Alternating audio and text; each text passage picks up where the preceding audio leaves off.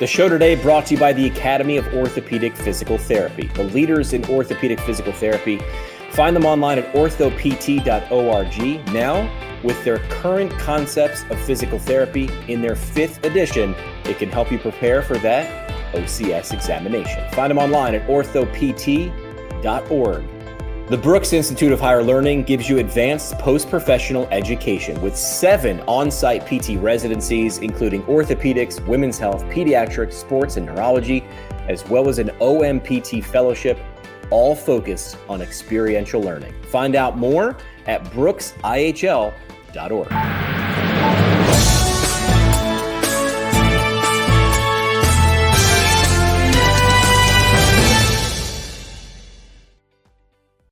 A show intro so good, you got to play it twice. Good morning, PT Breakfast Club. Dave Kittle, I'm Jimmy McKay. Tony Maritata will be jumping in shortly. This Tuesday feels like a Monday. I'm on the struggle bus right now this morning. Dave, how are you doing? I'm feeling great. What's going on? What's wrong? I did a conference this weekend, so I was like away, which is like used to be my normal. But now I'm just like, it takes me a day or two to recover. I did the AOMPT conference. We did PPS 2 weeks ago. Then I took a 2-week break and did the AOMPT conference. Have you ever been to any of those like specialty conferences like that? No, you've never done PPS? PPS, yeah, twice. Not AOMPT. Tony, what other conferences have you been to? For physical therapy? No, the PPS was the first one ever. See, I could see you guys as like get in there and mix conference it up. Bros. Yeah. I mean, we were introduced. It was like really hammered on us in PT school to like test those, at least go to one. But I also went to PT school like in the DC area where a lot of like APTA stuff was. So for us, it was almost like normal. It was like just around. Yeah. PT school was a formality for me. I showed up as many times as I had to show up to get the letters after my name. Right. Outside of that, I was done. Gotcha. What do you guys want to talk about this morning? I have a LinkedIn post that I wanted to share. And this is something we've talked about before in terms of what people are looking for. And this one like popped off. That's when I know it's like sort of like resonating with people. And this is like, we've had this conversation before where PTs are looking for non-clinical jobs. And I'm always like, hey, what are you actually looking for? So what this means I've got a quick question. Is it burned out, like burned ED, or is it burnt like NT? I never know. I feel like it could be either. Right? Dave? Burned out? I feel like you could flip a coin, and either way, you're probably not burned out or burnt out. I mean, a whole bunch of things. I'm going to try to be nice today. I told Tony in the pre-interview, I'm going to try to be professional about it. But anyway, we can get into it. Okay, go ahead, Jimmy. So the idea here is, PTs are burned out. They're experiencing burnout. That's the way you go around it, right? You just say they're experiencing burnout. And we see I feel like 2 or 3 posts a week of people like posting anonymously, which I know Dave loves, looking for these, non-clinical roles. So it's funny because like people are like, I want to stay in the profession, but I don't want to do the thing that the profession's based around. And I want to make the same amount of money, if not more. And I want to have a better schedule. And then I'm like, they're like, do these jobs exist? That's like the question. Like, where do I find these jobs? Do these jobs exist? And I'm like, I want to do that Buzz Lightyear meme. Do you guys know the Buzz Lightyear meme where it's like, yes, non-clinical jobs are everywhere. Like they're anything except in the clinic. So, but what you're actually saying, what these posts are actually saying is, I want a clinically adjacent job. Like, what can I do so I still feel like I'm in the profession? And that's like utilization review, case management. By the way, isn't like utilization review the thing we bitch about like all the time? Like someone saying like, oh, you're not approved for this. Like, how do I go become a stormtrooper? Yeah. Like, how do I go be the thing? It's a terrible job. Absolutely. Say it how it is. Right. I mean, I assume, right? Like that's like the other side, someone reviewing someone's care and saying like, you're approved for 2 visits when a week ago you were saying I wanted 10. So anyway, my whole point with this post was like, take a look inside. What are you actually frustrated with? I'm not saying clinical care can't burn you out. It can. There are lots of different ways to deliver clinical care. That's what I'm sort of trying to do with the new series on our podcast, which is like, let's look at all these different business models. I would love to show 1,000 different business models, right? That guy, Chris Corner, the Corner Office podcast is great. Like, I feel like that dude finds a new business under literally every rock and leaf. In fact, I bet you he has a rock removal business or a firewood business. But that's sort of what I wanted to highlight with this post. And it resonated with a lot of people positively and negatively, people on both sides of the fence. And I was really just saying, like, if you're looking for this non-clinical role, like what will actually make you happy? If you're burnout, frustrated, or feeling unfulfilled, swapping one thing for another so you can sort of keep one foot in the profession isn't going to actually get the job done. So I do feel for these people. I'm not mocking them, but what I'm saying is, like, taking a step into a clinically adjacent role might not actually do the thing you're looking for. So I know it sucks, but you have to start with like self-reflection. What do you want your day to look like? Like, so I don't know. I put that out there to get a whole bunch of traction on LinkedIn. I think there's a couple forces and factors. And of course, I mean, I always am curious to hear what Tony has to say about it. But before COVID, we didn't really hear this as much. There were Facebook groups. There were Facebook groups available. Maybe there's more Facebook groups now. We know that or at least I believe, there's a lot of negative sentiment in a lot of these Facebook groups. Sometimes right on and makes sense, and sometimes I think a little exaggerated or far-fetched. In my opinion, a lot of the folks that want to get out of healthcare or get out of physical therapy or whatever, we went through COVID. A lot of their friends, neighbors, cousins were able to work from home. They want that. They want the ability to make $100,000, treat 3 telehealth patients a day or something, and have Mondays and Fridays off. Like I think that's one of the big forces. If you think I'm wrong, fine. Let's talk about it. But there's these changes now. Of course, if you have the productivity and all that, and you're not being compensated, of course, then go on Indeed, go talk to PT Match, go to other places, at Headhunters, whatever, find other jobs, other opportunities. Maybe you have to relocate, whatever. But I think a lot of this is around COVID. The shakeup of healthcare with COVID. Some organizations and health systems maybe didn't, just continue to pound the productivity, maybe is not praising and recognizing the team members. Maybe there is a bad culture and they need to get out of that. But it doesn't make sense to me to like completely leave the profession and go do utilization review or whatever. Like, that is crazy to me when you went to school for what you went to and you wanted to do that. But I don't know, like, Tony, what's going on here? What's Jimmy going to say? I was going to say, if you're going to go do utilization review, go become an interior decorator, go become a jet pilot. Like, if you're going to take a step away, why are you taking a quarter of a step away? Go jump. Right. So if you dislike it enough to leave, jump, like really jump. Yeah, I think it's confusion. It's you don't know, you had this vision that you were going to be fulfilled, getting into therapy and helping people, and then you get there and you're not fulfilled.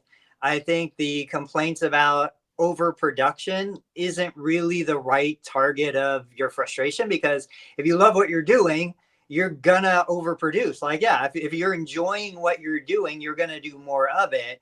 I think you just get there, and the reality is you find patients aren't as willing as you want them to be to do the things you want them to do to improve.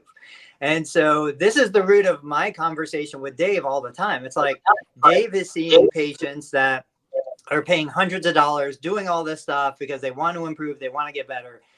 I tend to see patients who are willing to come if it's covered by insurance, and that's about it. And they're not coming to me for the things that I want them to come to me for. And that's okay. I'm comfortable with that. I can deliver a solution that addresses their desires.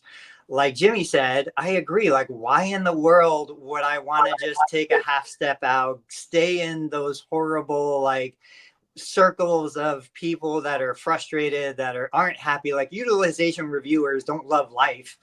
Why not? I talked to my kid the other day. I'm like, look, I think don't go to college, become a plumber. We were Googling, what do I need to become a plumber? I said, pick a trade job that pays you hundreds of dollars, pick the easiest aspect of that trade. So I said, don't become a painter. We paint our house a lot. We paint the rooms. Don't paint because everybody looks at the walls and they will see every imperfection in the paint. Be a plumber, be an electrician, do things that nobody sees. They just get the end result. The lights turn on, the water, the toilet flushes, and do the easiest thing. Charge $300 to fix a leaky toilet that won't stop leaking, and don't do anything else. Fill your bank account with money and then go out and do other things that you might be more passionate about. So I just think that they thought, hey, I'm going to go treat a bunch of people. I'm going to change lives. I'm going to help geriatrics stay in the home longer. And you realize that's not what they're looking for. And you're not getting paid enough to deal with the frustration of trying to help someone who doesn't want your help. I help organizations, launch podcasts and things like that. And I was talking to someone this weekend at the AOMT conference. They said, hey, why does it take so long for us? You lay out a process on this dry erase board, and then we go do it, and then it never works as smoothly as we think it could or should. And I said, do you want the real answer or the answer you're paying me for, right? The red pill. Well, we've got to the one you're paying me for. We've got to optimize the systems to match the expectations, blah, blah, blah, blah, blah. And I said, you want the real answer? They go, yeah. I go, because people are involved.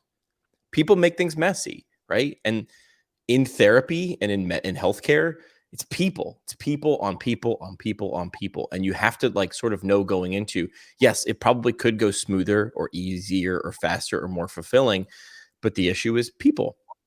Every time you run into a person in a process, there becomes more friction. And you have to, I think as soon as you understand that and you can take a breath, it becomes a little more frustrating. As soon as you accept that, you could understand it, but not accept it. I think as soon as you accept that this is not easy and you're probably not getting paid for how frustrating it might be until you accept it and put yourself in the position, in a role, in a place that you're like, okay, I am equally compensated for my time, right? I think that's really it. So let's try to provide something of value to anybody watching. Yesterday, I shared with you guys a screenshot of a post from Meredith Caston's group. This was a person who was a therapist for 30 years or longer, has all of this, great knowledge, great history, doesn't want to do patient care, but has been looking for a job, can't find a job. And they were like, what am I doing wrong? And so from my perspective, now, of course, you only get half the story. We have no idea. Is this person looking for a non-clinical job that still pays $100 an hour? Is this, there were a lot of stipulations in here. It's too small for me to see. Can one of you guys read that? Yeah. And one of your speakers is a little loud, so we're getting some feedback. But here's the post. I need advice and encouragement, please. I'm a bit frustrated with my job search. My background: 30 years PT with a DPT and CHCM. What is that? What is CHCM? No idea. I'll find that later. I'll Google that. Experience includes former private practice owner, manager at top hospital, EBP project manager, clinical reviewer, auditor since 2017. At this stage in my life, I just need a part-time remote non-clinical and preferably 1099 job to pay basic living expenses until I retire. How does one explain this in cover letters and interviews without sounding unmotivated? Yeah, don't do that. That isn't it. I keep getting you're overqualified. You don't put it in a letter or you don't put in a cover letter. What you would do. So this individual is a previous practice owner. That means you have been out there. You probably had some challenges. You probably have thicker skin. You've seen a lot of the world, how the world works, all that. Okay, here's one tip. Tony said, hey, let's try to provide value. Here's what I would do. Contact business owners like me, Tony, maybe Jimmy, I don't know. Contact them and say, hey, Tony, what's your biggest challenges right now? You don't want to hire a full-time physical therapist, or, I see you're doing a lot of this content around this Biodex treadmill. You just contact, cold message on LinkedIn, website, email, whatever, find it, Facebook, wherever. Contact people. You want it to be virtual? You want it to be non-clinical? You just contact whoever. I don't know. The thing is that the person doesn't even know what they want. So if you don't know what you want, but you know your skill set and you're looking for, a W-2, whatever. So there's a lot of things in here. You contact local business owners. Maybe it's healthcare, maybe it's not.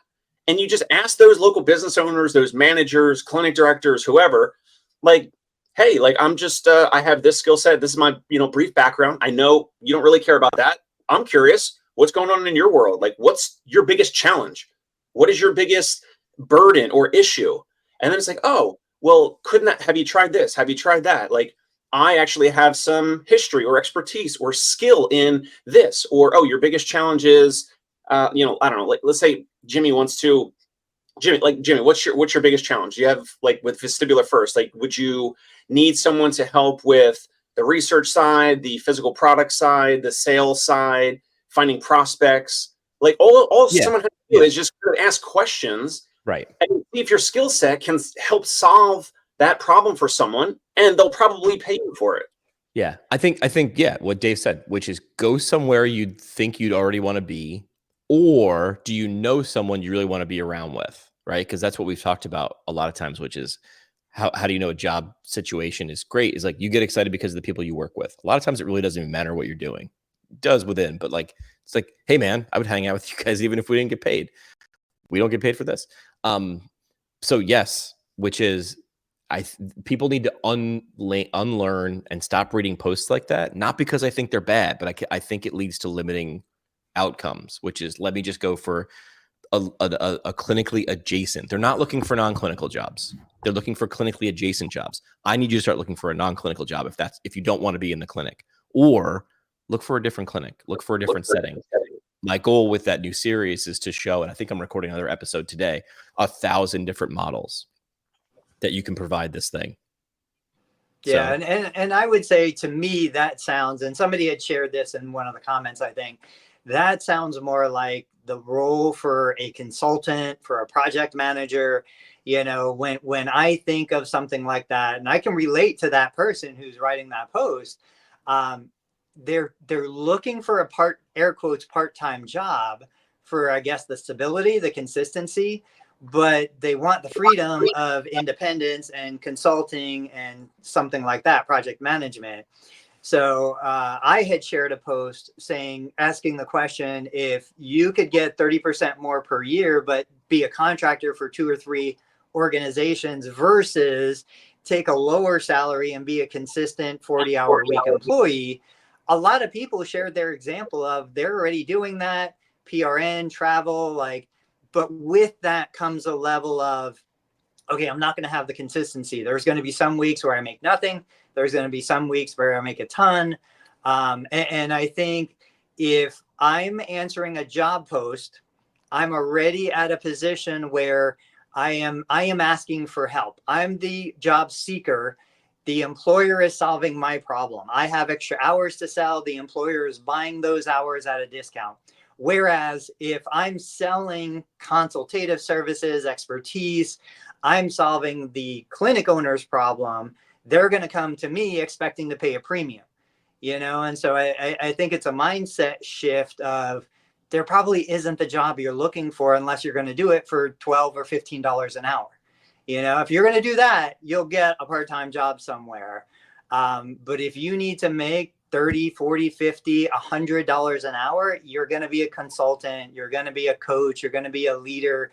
And if you want the freedom, then you have to also be able to kind of dictate and create the schedule. Hips and shoulders, right? Well, and that's something that Jimmy said maybe a few weeks ago or months ago. Do you remember we covered this a little bit, Jimmy? And Jimmy, you said something.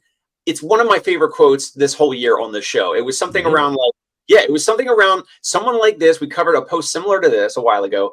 And it was something like, I want this, I want this, I want this, but I want it on my schedule. Do you remember that? Maybe. I don't know.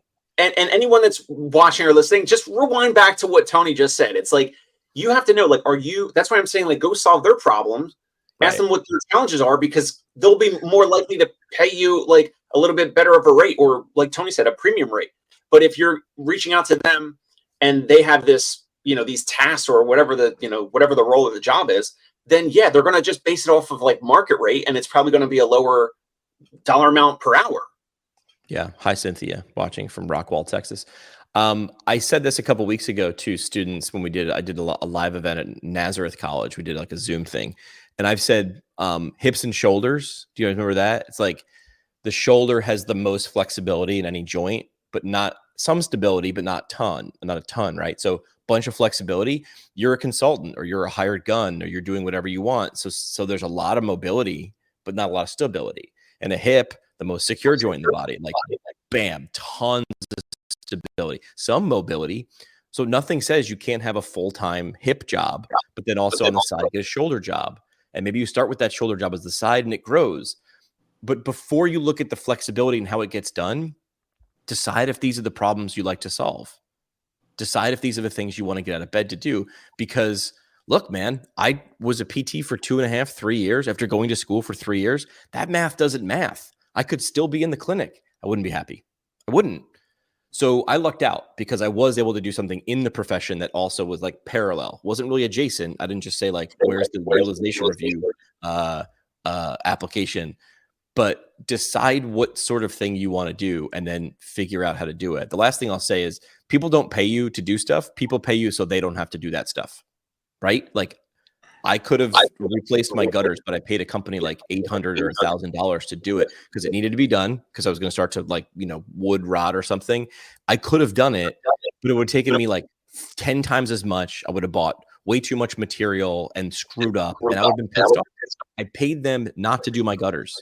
I paid them so I didn't have to do my gutters. Start to wrap your head around that. Yeah. Yeah. There, you had said something also that I was thinking about, but if you guys have another topic, I got lost. I forget what I was going to say. Well, I'll talk about the AAMS conference while you think. Go ahead. Yeah, please.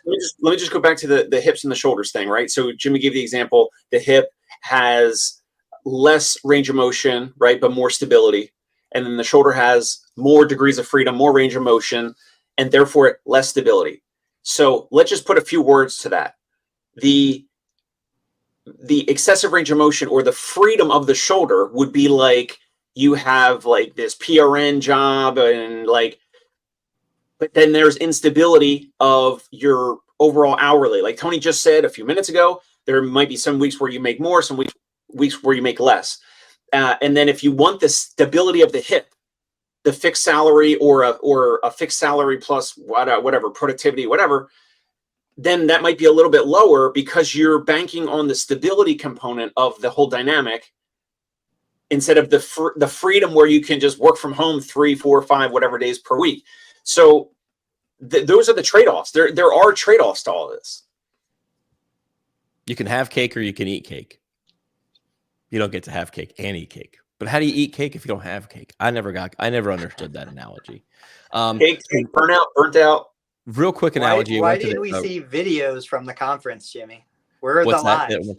What's that? Where are the lives? Why didn't we see videos from the conference? Yeah, we were doing a lot of recording. So I've been helping AAMS with their podcast, and I did, I think, 19 episodes in a day and a half or 2 days. So you'll see and hear a lot. But we wanted it to, like insufficient Wi-Fi. It's good, it's not good. So I just went the full record way. But there's a book that I think I'm going to read, and it's called Member Shift. Now, I did take the cheap route, which is I went to ChatGPT and I said, hey, pretend you're the author of this book, and I'm going to ask you questions. And I got a lot out of it. I got so much out of it that I want to read the actual book. But what I've noticed over conferences, especially like in AAMT or AAMT, American Academy of Orthopedic Manual Physical Therapists, like if you go to their conference more than once, I went when I was a student, or maybe I just graduated back in 2016, 2017. And then I went last weekend. I saw the same people. I saw only the same people. And that's not a knock on them. And those people are constantly beating the drum to say, we have something of value. Come join us. Come join us. Come join us. Come join us. But I got to be honest, if I were to go there as a new grad or someone who is like, okay, it's intimidating because there are so many of these like people who've been doing it for 15 or 20 years. It doesn't even matter what they do. They've been doing it so long. And this is the first year that I've been recording podcasts and videos for them. And I've received a lot of good feedback, some really great compliments, which makes me feel good. But I don't think it's necessarily me. I think it's the fact that they started communicating outside of their one conference or their town halls or their emails, which is the lesson is if you reach people in places that you're not reaching them, they'll feel welcome. This is the basics, right? Some people are like, oh my gosh, I've been listening to your podcast for a couple students Some of the professors who were like leadership in this organization brought students, and they're like, oh yeah, I was able to sort of like dip a toe and not dive right into giving up a weekend, right? Or becoming a member to this thing. And then the membership's going by at 10,000 miles an hour, because you have to remember something. A patient who's been at your clinic for 6 months, or a patient who's been there on their first day, they're experiencing this differently. And the same is for members, the same is for employees. You can't speak to those people about the same topics in the same way. You've got to slow it down and break it down, not dumb it down, slow it down and break it down for people who are on their first day and the person who's on their 10,000th day. And the juggle is, how do you do that consistently? And that's create content for those individual people. I'm talking about, this is why so much effort and money it goes into onboarding people, because we understand if the onboarding experience doesn't match expectations, dude, this feels sketch. I'm gonna dip out. I feel like the generation now that's getting jobs is willing to bail faster if they don't like the vibes, if they get the ick. I'm using all the buzzwords here, kids. They're willing to bail, and that will cost you money. So I was looking at AOMT, like, what could they do better? And I think whatever they do for those people, it wouldn't be the same people from 2016 to this weekend if they didn't do something. But they all have a strategic goal to grow. And I say the answer is slow it down, break it down, don't dumb it down, but understand who your audience is. And I think organizations are finally catching up. I very rarely have to like pitch myself if I'm like creating content for people, for organizations. I very rarely need to be like, okay, so here's why you need to create. They're past that. I think it's 2024. They're like, yeah, everything's everywhere. How come we don't have that? I'm like, well, the best time to plant a tree for shade was 20 years ago, and the second best time is right now. And the final thing I'll say about this is the expectation setting. You guys dropping 3 episodes of a podcast or 5 videos isn't going to get it done, because the world is moving at the speed of swipe. So table stakes now. I feel pretty confident. If you're an organization of more than 100 people, table stakes is creating video content or audio content and social content on a regular basis. What are your thoughts on that? To me, that's table stakes. Dave? Yeah, need to be doing it. Absolutely. Why not? Dave, what's your like content generation framework or model, or do you have any like specific goals or things that you try to do? You've got the YouTube channel, the LinkedIn, you're in multiple places, Twitter. How do you approach content generation to get the word out about either your practice or what you're doing? It's kind of like a pray and spray model. Just like I've been on a bunch of these platforms. I think I do need to delegate and outsource. Starting in a week or two, my wife and I, we're gonna be hiring and starting with our first cleaning person here. I cannot wait. So in our place, in our apartment, cannot wait. So I also need to delegate the actual physical posting of the post now, because you can't schedule on Facebook and you can't schedule posts on some platforms. Twitter you can, LinkedIn you can, but arguably the post gets throttled down because they know it's like an artificial post. So my content strategy is like also, frequency is important, but then we talked about it recently in the past week or two. Like I don't know, like we've been around enough with social media, like we kind of know what's going to get attention. So even like, I don't know if you saw, like I posted our business card. Did you see this post on Facebook or LinkedIn? No. So I posted like a digital image of our business card, and it's a little, it's busy. It's got like a lot of extra words and, the treatments, and I got a ton of, it says like, hey, therapy colleagues, can you give me some feedback on our business card? Something like that, question mark, and, it's got a lot of words on it. It's got, neuro rehab, sports medicine, whatever, joint, muscle, bone, tendon, like all, just too many things. And the treatments, like I got feedback, treatments should be on the back, whatever. The whole point of it though, is I knew it was going to get comments. I even got one negative comment on Facebook. We don't have to pull it up, but someone was like, I don't even know if this guy's a practice owner, but the negative comment was like, hey, if it's that hard to sell concierge services, then I think you need to like take insurance or get better referrals or get better patients or whatever. And I was like, oh, wow. I was like, so I chirped back a little bit, but anyway, are you pulling it up? There we go. So yeah, therapy colleagues, can I get some feedback on this business card? It's a little busy, right? So I welcomed feedback. I'm, putting myself out there. we have printed this one, but like I got a ton of feedback. There's no QR code. There's too much black. There's too much words. Put the treatments on the backside. Remove the treatments. I knew, guys, I don't know if you realize this. You're both smart enough to realize this. I put this out there because I know what's going to get comments and engagement. And some people are going to be like, oh, here's what mine looks like. And everyone believes that they're right. And, my feedback is the best. And here's my insight. And here's my experience. And I would change this. I would change this. I would change this. Now, I actually got real feedback. But my content approach is putting things out there that I assume are going to catch some attention. It's going to be different than what you're seeing in the algorithm when you're scrolling. And so a lot of this, as you know, is it historically has been around partnering and trying to buy practices and the Dave Kittle show and all that. And then also now recently I've been posting a little bit more of like the hiring stuff and, selfies with patients and clients and all that. So I want to show, just like a lot of other successful practices out there, I want to show what it's like to be a therapist with us, right? So like Josh Funk, who was on my show before, I think he just opened like his 11th clinic or something, like in the DMV area. Yeah. He's doing incredible. And he puts out a lot of content showing like what the therapists are doing, treatment wise, or showing exercises or drills.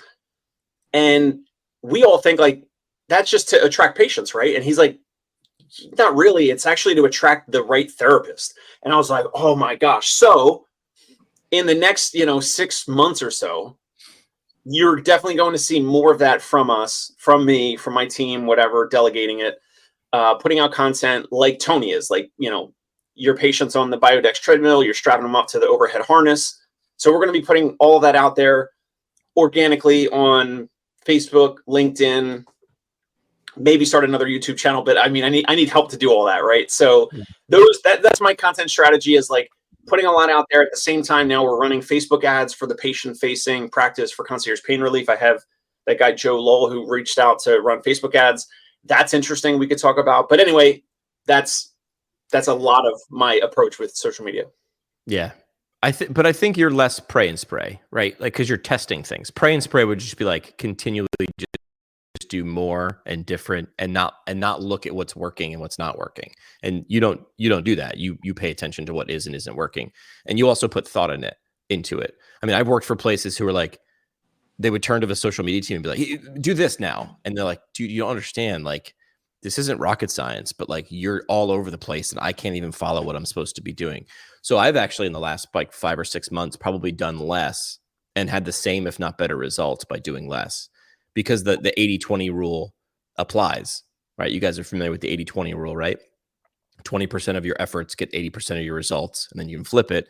80% of your results get 20% of your efforts. This is why like Tim Ferriss's 4-hour work week is, number one, a best-selling book, but number two, like if you focused on that 20% that got the 80% results, you'd do less but get more, and then you'd have more time to think about what else can go into that. But here's the funny part. Let me know if you guys think this is true. It's true for me. Have I ever talked about Disney's low ride out theory with you guys before? So Disney's low ride out, like you've been to Disney World, you pay one price and you go into it, so every ride's free, right?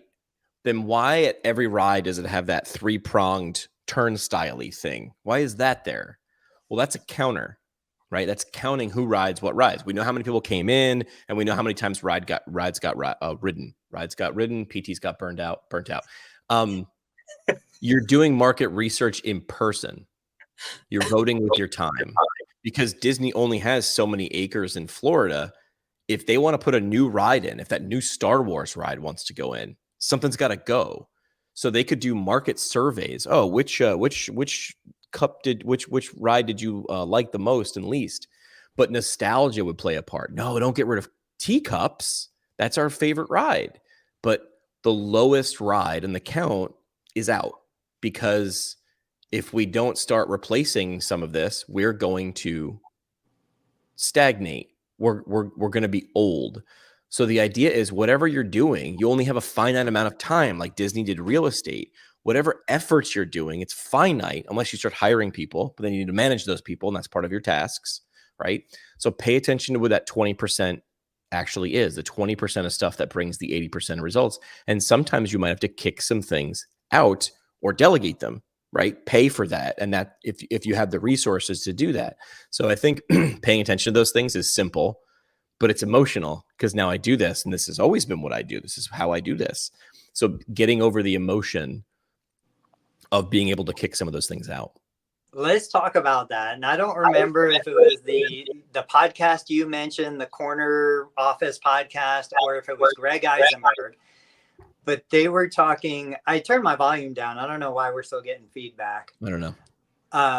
They were talking about AI, about facial recognition, about artificial intelligence. They were talking about retail stores where what if you had a retail store where the customer came in, you had a facial recognition system in place, so you recognize the customer, and even if you anonymize the information, but you know customer A, customer B, customer C, you track them through the store, you find areas of congestion within the store, you find where people are buying things in the store, not buying things in the store, and you change the layout of the store. I was talking to my son last night, and we were like, why don't we have facial recognition in EMRs right now? I was sitting in the clinic. So my PTA he's in Pittsburgh. He was watching the Steelers game last night. I stepped in to take over his caseload yesterday and today. There were patients that came in that I have no idea who they are. I know they're patients, but I can't quite tell. And I'm embarrassed to say, what's your name? Because they know me because I did their evaluation. And so usually I will go into the EMR, I'll pull up the copy of the driver's license, I'll look at the face on the driver's license and compare it to the face of the person in front of me, and I'll figure out who this is. But from a facial recognition perspective, and I know it's a little freaky, like think of where this could go. Okay, so coming in the door, facial recognition pulls up the patient chart. The ambient listening, which we already have, records and hears the conversation of, hey, how'd you do? How was the weekend? How'd you feel with your sit to stands and other things? It's listening to the patient's conversation. It's creating the clinical documentation based on what is said, based on the history in the medical record that's already in the EMR. And then if we had this kind of tracking system, which there are versions of this for 20 years, like the little barcode on your gym membership, you swipe it when you come into the gym, they know you're there. But the video surveillance where it's like, okay, now patient A is sitting on the recumbent bike. They did 10 minutes. They said this after they got off the bike. Like, is that the future of clinical documentation? I think so. To summarize all that, literally taking all of the, time off the clinician's shoulders, because that information, that data is there and it can be captured with the technology we have today. What do you guys think about something like that? I was helping to put on a conference, and this is like 4 or 5 years ago. And this was the crazy idea back then because I couldn't even wrap my head around artificial intelligence or facial recognition. Because again, it was 5 or 6 years ago. Like, that's how far we've come. Now it's commonplace. Now it's how I unlock my phone. Right? Yeah. And the cool part about this conference was you had to pay a lot of money for this. So as you walked into the conference, you're walking down this runway, right? It had this cool, like almost like a marathon finish line, right? Like an arch that you'd walk towards. And it was all digital readouts. They were just TV screens, right? But 50 yards before that, 100 yards before that is when you got your badge with a giant QR code on both sides, right? Then 50 yards before the archway was a reader that was just constantly scanning QR codes. So by the time you walked through the arch, it was like, welcome, Jimmy. Thanks for coming all the way from New York. Jimmy McKay from this company, and your picture would flash up there and whatever. So it was like marking who you were to make that personalized walk through the arch experience. Dude, that was like 6 years ago, and I'm still like talking about that. But would you even need the QR code reader anymore? Would it just scan my face and do the exact same thing? Could you customize the experience for every single person who walks through the door? The people who figure out how to do that first, best, cheapest are going to be the ones who win. How great would that be? I mean, that's why you go to Cheers, right? Everybody knows your name. We used to have circuits like exercise equipment that were computerized and would track, how many reps, how much weight you were using.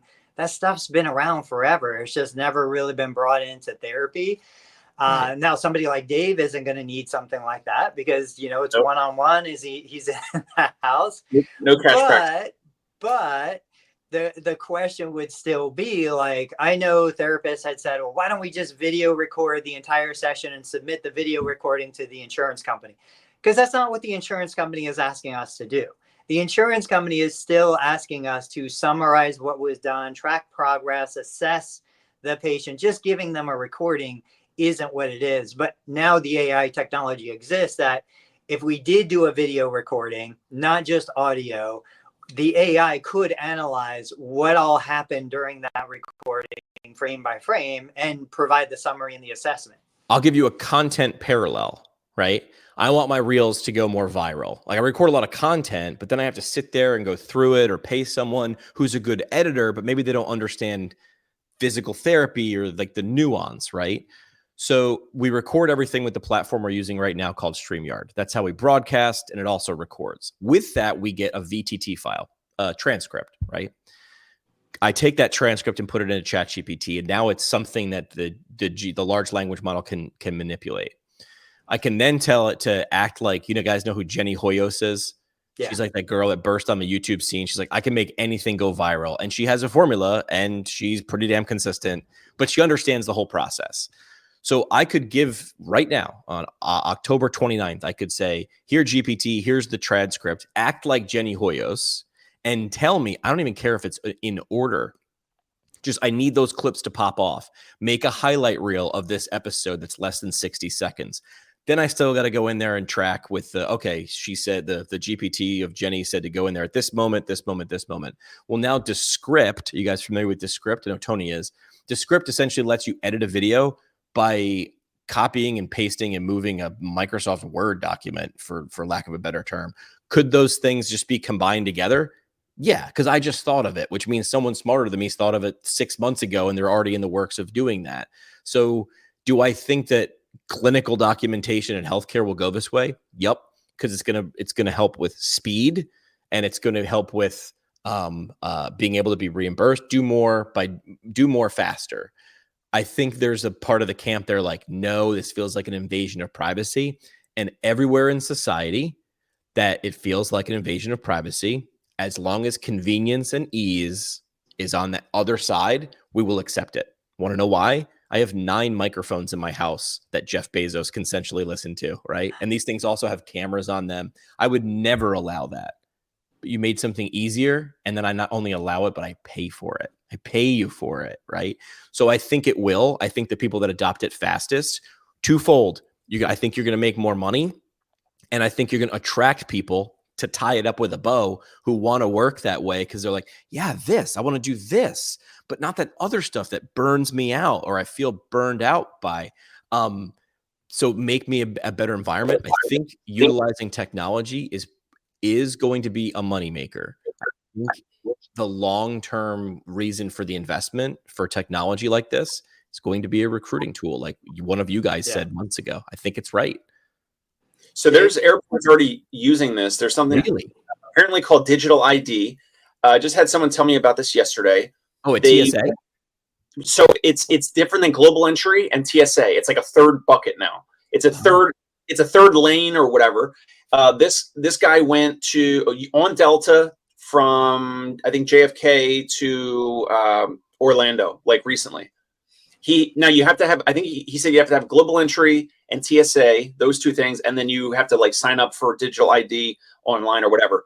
He walked up to the camera, no boarding pass, no driver's license, anything. Walks up to the camera, it scans his eyes or takes a picture, whatever, and they walk through. You just walk through. So completely, even faster than TSA. And TSA at JFK, we've gone through TSA in 3, 4, 5 minutes. It's incredible, and somehow this is faster.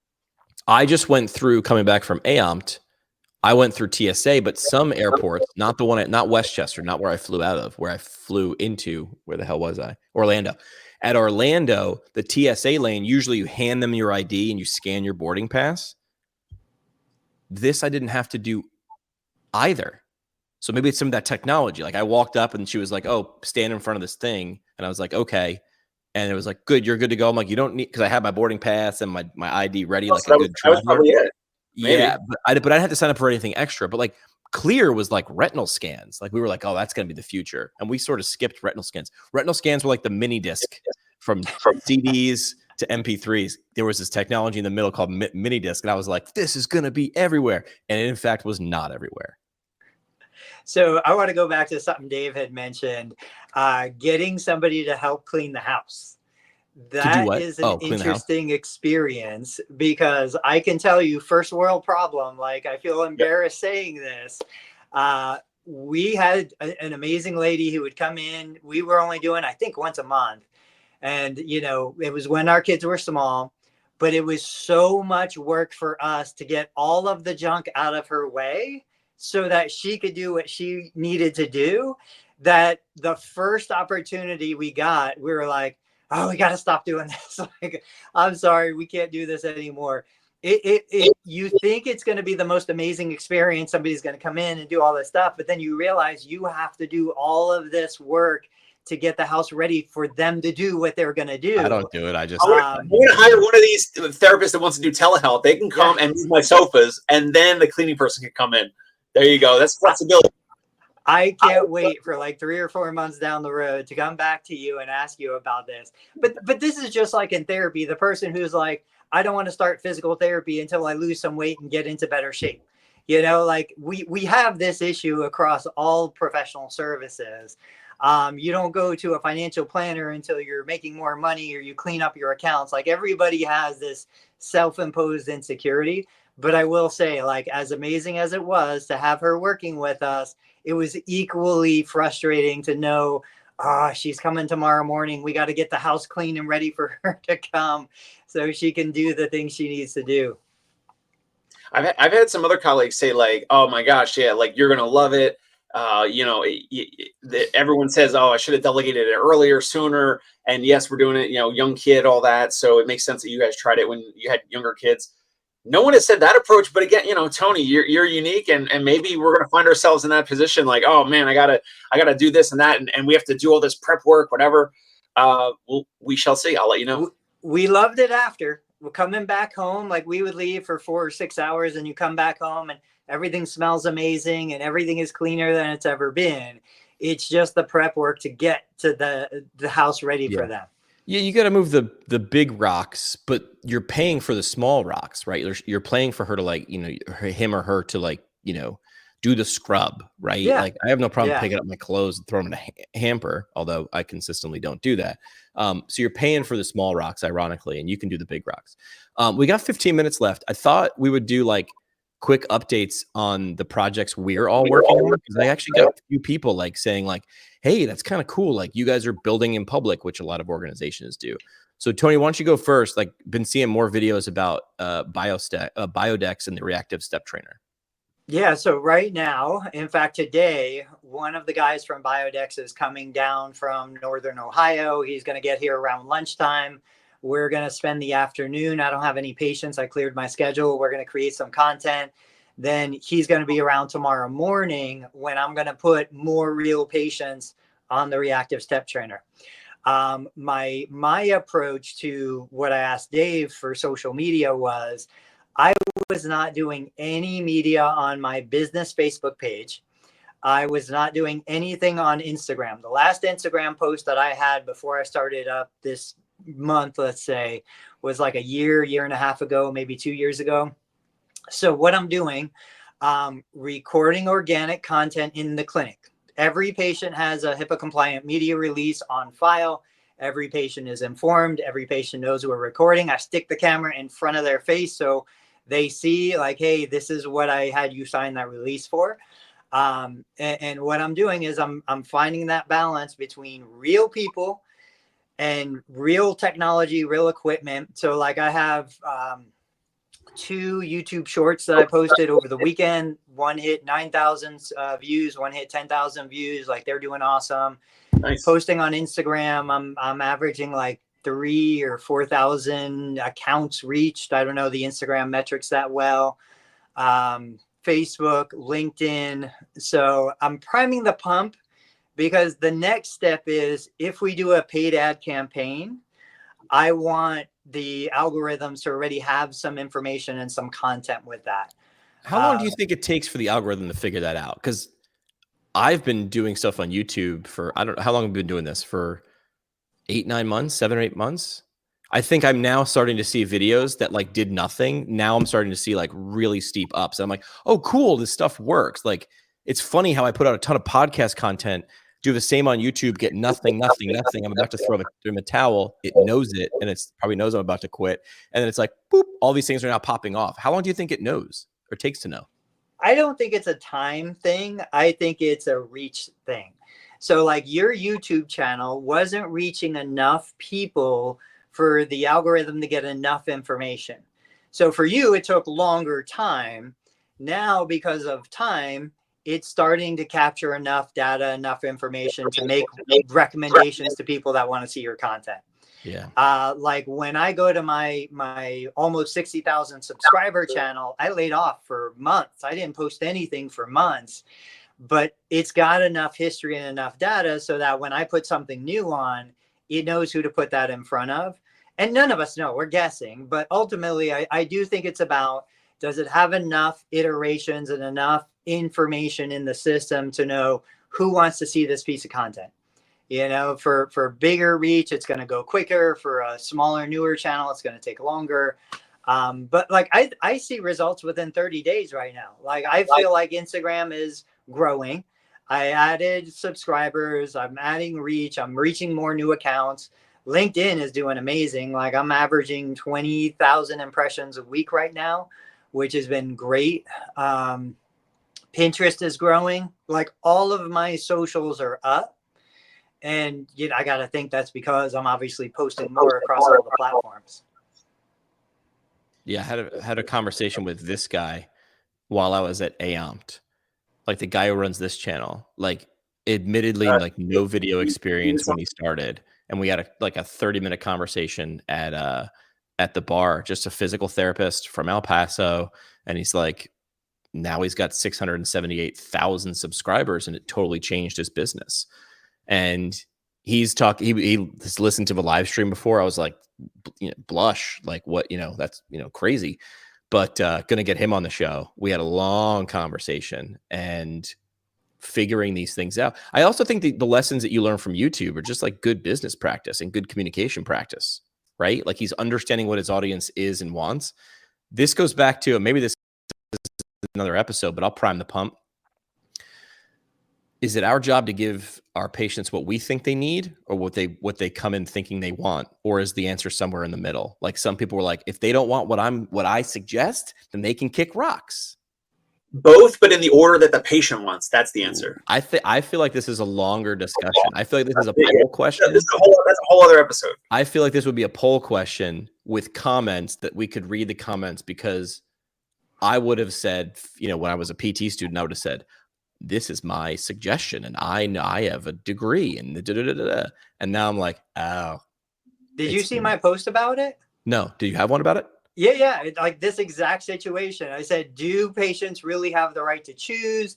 I said, would you allow them to choose the interventions they get and not get? I said, if you said yes, then, you know, how do you view your role as the therapist? Maybe this is where I got the conversation from. I posted this. Let's hear about Dave's projects. What's going on? You're hiring. Let's cover that on Thursday, Tony. So two quick things. One is I'm trying to pitch some like membership wellness offering to a practice owner in the city here in New York, maybe red light therapy, maybe hyperbaric oxygen chamber. That's a sidebar. We'll come back to that. What we're focusing on right now, we have two of our clients, two active patient clients right now, and their birthday happens to be today. So my therapist is treating one of them right now. One of my therapists is treating one of them right now. And he woke up early. He said, hey, should we do something? A couple days ago, hey, should we do something for so-and-so because their birthday? I'm like, yeah, absolutely. We're going to, you know, do you want to, let's do it. Let's do a cake. Like, you know, assuming they're not like, you know, diabetic or whatever, like, let's do a cake, whatever, you know, send me a picture of the receipt. I'll reimburse you. No problem at all. You know, he sent me a picture of the box. He wrote, you know, nicely on the box. Maybe the, you know, the cake wasn't able to have the icing with the patient or client's name on it. The point of bringing this up really quickly is that we always talk about marketing. We always talk about more new patients and clients. How about the wow experience for your current patients and clients? And if you don't have a business model that allows this, like this guy has spent maybe maybe 10 grand with us, maybe 15 grand already this year. What is a $50 cake? Like, and this is going to probably surprise this client positively, and the therapist is going to bring it, and that's going to be a talking point. And, you know, the therapist put his name and my name on the box and all that. And I want to wow my current patients and clients, the folks that already love our experience, our practice, our, you know, value what we deliver, all of that, the human nature of what we offer. And it's only a matter of time until he, like, maybe his wife starts with us, or a neighbor, or, you know, someone in his building, or a friend, or whatever. So that's my little thing for today. That's what we're focusing on, which is currently to reinforce the value and the wow factor of our current patients or clients first, before looking elsewhere and like worrying about these Google and Facebook ads. Yeah. This is like, take care of your house before you go out and play in the neighborhood, right? This is surprise and delight. I've talked about this before. I'm trying to think of other examples of surprise and delight. Maybe that's a good lesson. I can't think of too many examples of surprise and delight outside of that Peloton example. I don't want to ruin this, but if you have a Peloton bike, when you sign up, you tell them your t-shirt size. And I forgot I did it. But when I hit my 100th ride, I got the Century Club t-shirt, which I got to show off, because the shirt's about me and my accomplishments. Yeah, there was a Peloton logo on the shoulder, but there's surprise and delight, which, I mean, what would a cake cost for somebody who dropped 10 grand? Like, if you said that to someone, I'm thinking about buying a $15 cake, well, in New York, $35 cake for someone who spent 10 grand, they'd be like, duh, like, of course you're going to do that. But how often do we overlook that, right? Here's why. We try to scale it too fast. And then we cheap out, because you're like, what could I buy 1,000 of? Pens, stress balls, candy. Instead of what are my top 20 most loyal patients? You know, not screw the rest, but like, they're on a different level, so do something differently. I think the fact that I can't think of too many other surprise and delight examples other than Peloton is a giant opportunity. And how do you surprise people? The thing I'm working on is at Vestibular First, talked about this, right? These are like diagnostic goggles for now. They're just diagnostic goggles. Wink, wink, nudge, nudge. But the funny thing is, my job is really like talk to practices that are larger, not really to sell one set of goggles, but to sell, you know, 5 or 10 or 20, like across a large practice. I thought I was going to have to deal with price objection or value objection. I'm not dealing with those objections. Do you guys know what objections I would be dealing with? It's not price or value. I think we've talked about this before. The training, like the therapists need training, and not just, yeah, that's part of it, which is like, cool, I bought these. Now what? Like, how do I set this up? I have clinicians who are super adept in this, super advanced. So I've got to educate, I've got to market. How do I roll this out? So I'm dealing a lot with those conversations where I didn't think that those would be the things that I would have to dip into. And now they are, which is like, I'm not just solving your problem by delivering a set of goggles. If you're a trained vestibular therapist who knows what you're getting into, these goggles solve all that. If you're an organization, you have different problems. So look at that. People and organizations are different, and they have different problems. And if you can solve those problems, and this goes into like Tony's soft wave too, that's sort of, we talked about this, which is like, oh yeah, it's not just the soft wave problem. Like where the goggles are working, we have that on lock. Like everything's fine. Soft wave has the therapy. It's everything around that. How do I get it to that moment when the goggles are on? How do I make sure that thing's going to pay for itself times 10? So I get to be like sort of a project manager. Great to hear that you guys at Vestibular First might be moving into treatment, not just diagnostics. Might. I don't know about that. Yeah, might be. All right, parting shots for today. What do you guys got? Real quick, I'm just going to use mine functionally. Cynthia, if you're still here, you put in the comments about being non-PAR. You have to submit the CMS 460 form to become PAR. That's my parting shot. If you missed it, I'll reach out to you. I'll try to find you, track you down, and tell you what you need to do to become PAR. Dave? Parting shot. Continue to focus on your current patients or clients. Saying it to myself, even though we're doing with the cake and all that. Focus on that. Surprise and delight, like Jimmy said, before focusing on how do I get more new patients? How do I get more new referrals and all that? Focus on who you already have, who you can reactivate. Send them something, a shock and all package, like some physical package in the mail. You should have their home address. Send them something, like send them, I don't know, here a bouquet of flowers, or like anywhere from 25 to 50 bucks. I don't know where you're at, or you got 20 bucks, 30 bucks, whatever. It's nothing. It's nothing to reactivate someone. Send them something physical. Drop it off at their work. Drop it off at their home. You know, I don't know, cookies, something healthy, edible arrangements. That's my parting shot. There's an app that'll actually do that. It's called Thanks, THNKS. Essentially, you go in there and you're like, it's essentially that. It's like we've got a list of all those things that would make that touch, and we can do that. So you're welcome. I would say 80-20, and I'm guilty. Like, I always share the best advice for like what I need to hear. So I need to let some things go and focus more on the 20, right? Focus more on the 20% of my efforts that'll bring 80% of my results. And the only other reason I haven't done that is psychology and emotion.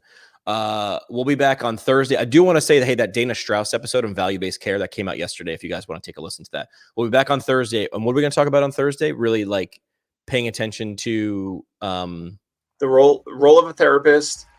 Should therapists do what they believe the patient needs or what the patient wants to do? The PT Pinecast is a product of PT Pinecast LLC. It is hosted and produced by PT Pinecast CEO Jim McKay and CBO Sky Donovan from Marymount University.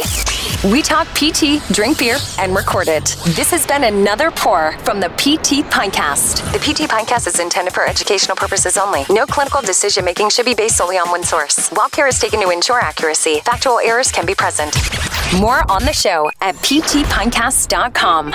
Today's episode brought to you by Owens Recovery Science, a single source for PTs who want to add personalized blood flow restriction rehabilitation training to their clinical practice. Get certified at owensrecoveryscience.com.